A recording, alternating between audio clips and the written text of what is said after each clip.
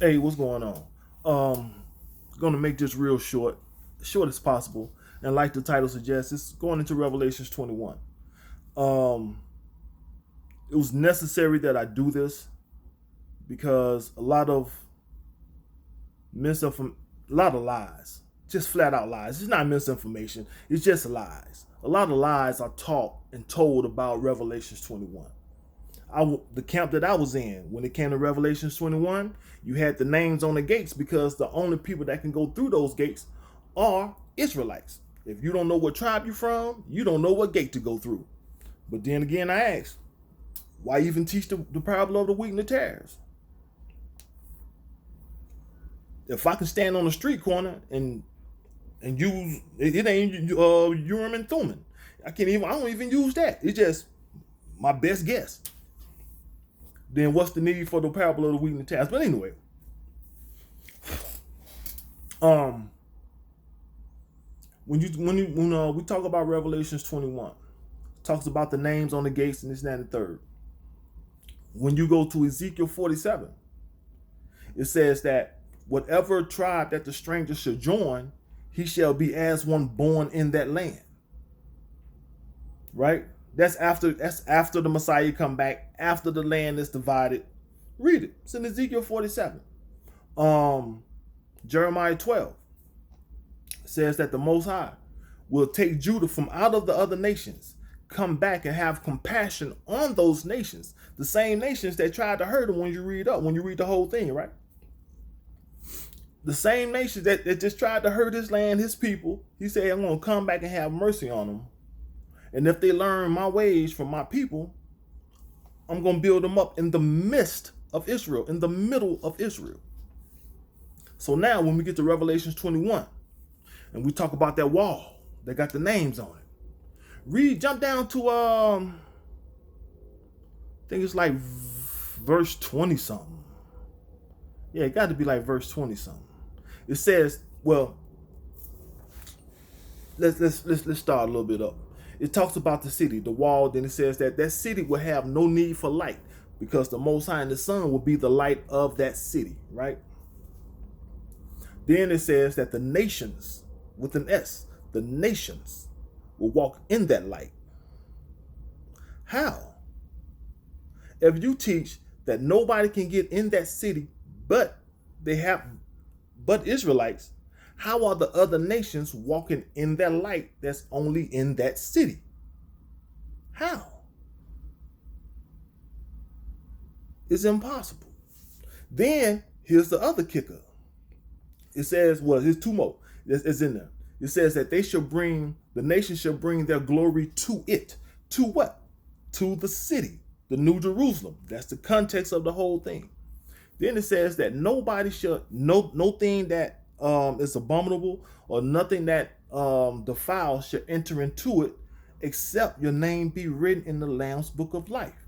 So how are the other nations walking in it, in the city, in the light of the city,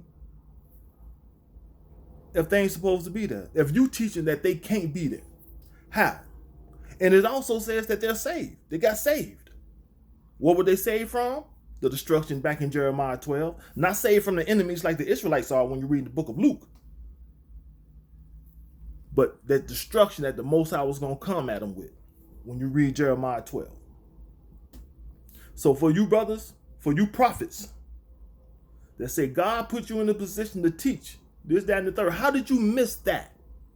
How did you miss Revelation 21? Oh, then when you read on in Revelation 22, it talks about the tree of life that is in the middle, the midst of the garden, right? It says that the leaves, it says that that tree that's in the middle of the garden is going to it bears 12 different types of fruit.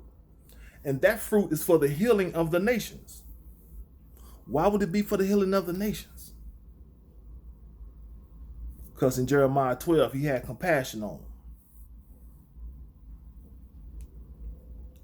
If you speak not according to this word, there's no light in you. Ain't that what y'all?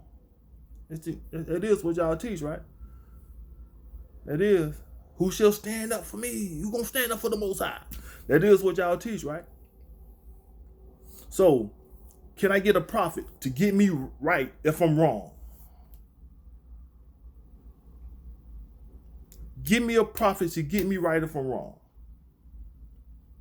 If I can't read and I can't understand, the Most High has truly sucked out my understanding, then explain it to me. Explain why are the other nations inside the city, inside the 12 gates, walking in the light if nobody's supposed to be in there but them? Why does it say that they were saved? Why? Look, stop the foolishness, man.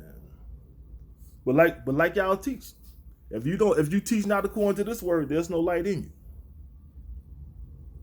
Remember Ezekiel 14, chapter 9? It says, if a prophet, y'all call yourself prophets, right?